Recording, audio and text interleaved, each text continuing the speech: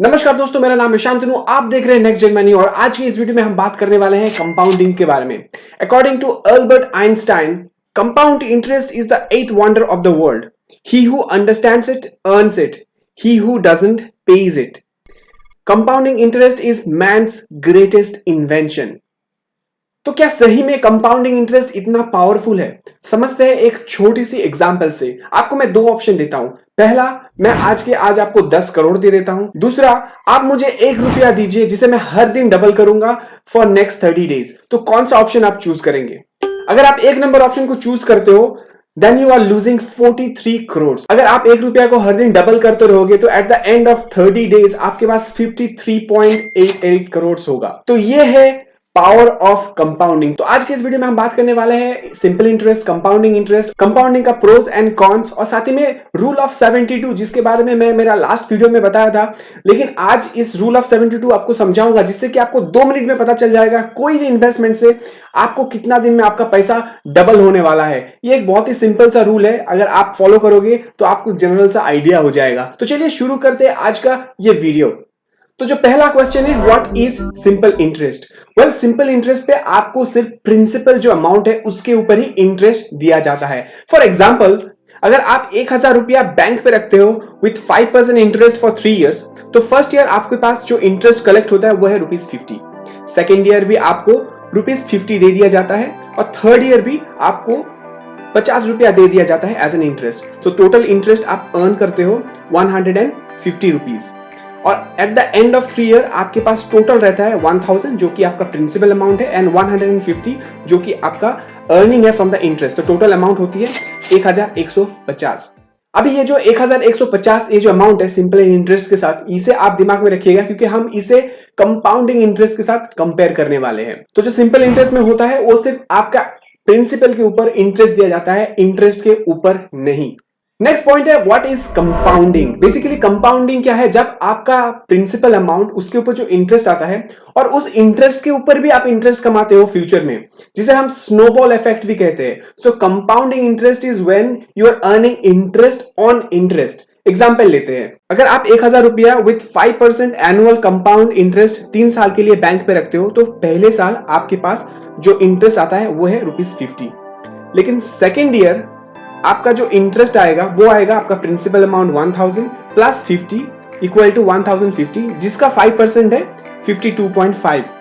Third year आपका total interest होने वाला है, आपका प्रिंसिपल अमाउंट था 1050 प्लस 52 जो कि 1102.5 है, उसके ऊपर आपको 5% इंटरेस्ट मिलने वाला है जो होने वाला है 55.12।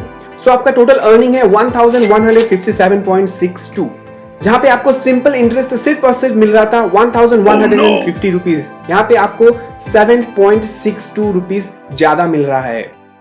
तो आशा है आपको समझ में आया होगा कंपाउंडिंग इंटरेस्ट और सिंपल इंटरेस्ट के बीच में अंतर।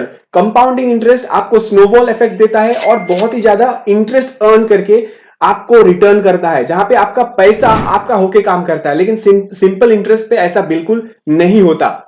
अब बात कर लेते हैं कंपाउंडिंग इंटरेस्ट का गुड एंड बैड।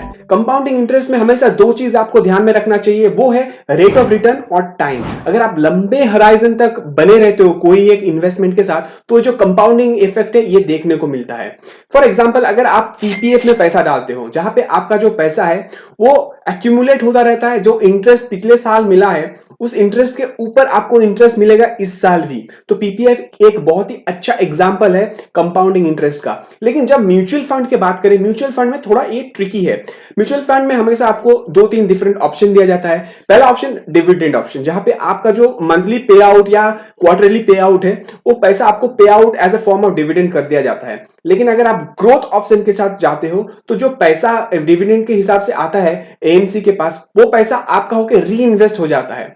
तो अगर आपको कंपाउंडिंग इफेक्ट देखना है म्यूचुअल फंड में तो आपको हमेशा ग्रोथ ऑप्शन के साथ जाना चाहिए, डिविडेंड ऑप्शन के साथ नहीं।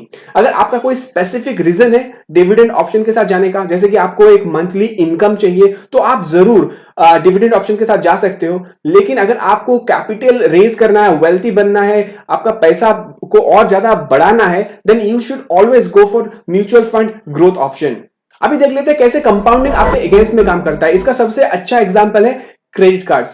क्रेडिट कार्ड्स में क्या होता है, जो भी आपका इंटरेस्ट है आपको वो लोग बोलते हैं कि आप मिनिमम पेमेंट करके छोड़ दो। अगर आप मिनिमम पेमेंट करके छोड़ते हो तो जो पिछले महीने का इंटरेस्ट है उसके ऊपर इंटरेस्ट लग के नेक्स्ट महीने के स्टेटमेंट में आता है।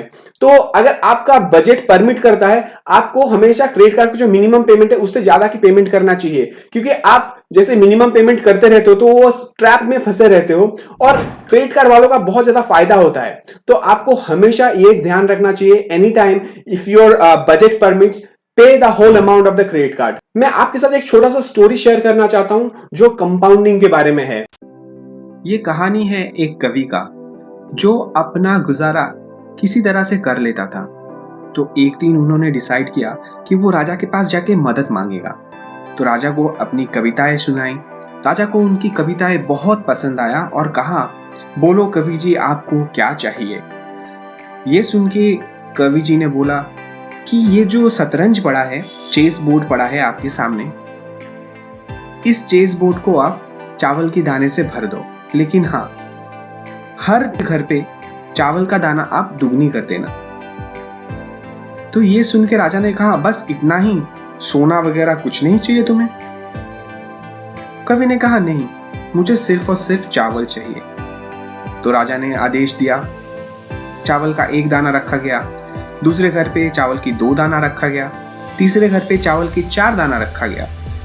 और ऐसे करते करते जब 10वें घर पे पहुंचा तो चावल का 512 दाना रखना पड़ा और 20वें घर में 5,24,000 खाने का दाना रखना पड़ा। और जैसे जैसे 32वां घर आया तो 214 करोड़ 74,83,000 चावल का दाना रखना पड़ा। ऐसे करते करते ये जो गिनती थी ये अरबों खरबों में पहुंच गया और राजा को अपना राजपाट बेचना पड़ा। ये कहानी शुरू हुआ था एक चावल के दाने से, लेकिन ये चतुर कवि पावर ऑफ कंपाउंडिंग का यूज करके पूरा का पूरा राजपाट अपने नाम कर लिया।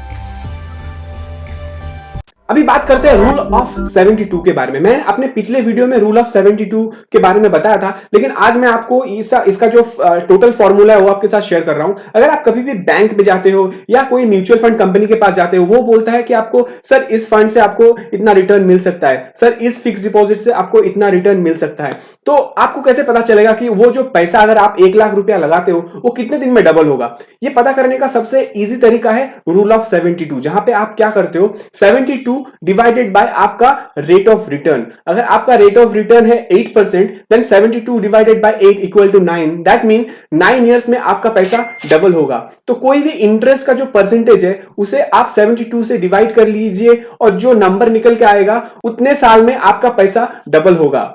अभी जो सबसे बड़ा सवाल आता है, क्या कंपाउंडिंग आपको एक रिच वेल्दी आदमी बना सकता है? Well, of course compounding can make you very very rich, लेकिन हाँ, आपको कंपाउंडिंग में आपका जो टाइम है, जो टाइम हराइजन है कोई भी इन्वेस्टमेंट में, वो देना पड़ेगा। आपको स्टॉक मार्केट, आपको म्यूचुअल फंड, पीपीएफ, एनएससीवी आपको कंपाउंडिंग इंटरेस्ट देता है। ऐसे इन्वेस्टमेंट के साथ बने रहना पड़ेगा, तो आपको जरूर कंपाउंडिंग इंटरेस्ट अमीर बना सकता है। मैं आपके साथ एक चार्ट शेयर कर रहा हूं, यहां पे देखिए, अगर आप 1 लाख रुपया 25 साल के लिए इन्वेस्ट करते हैं with 10% of annual return, compound interest के साथ आपका 1 लाख रुपया 10,83,000 हो जाता है और सिंपल इंटरेस्ट के साथ आपका 1 लाख रुपया 3.5 लाख ही होता है। इस चार्ट से आप देख सकते हो कैसे कंपाउंडिंग आपके लिए काम करता है। तो आशा है आपको कंपाउंडिंग इंटरेस्ट और सिंपल इंटरेस्ट के बीच में जो अंतर है वो पता चला होगा।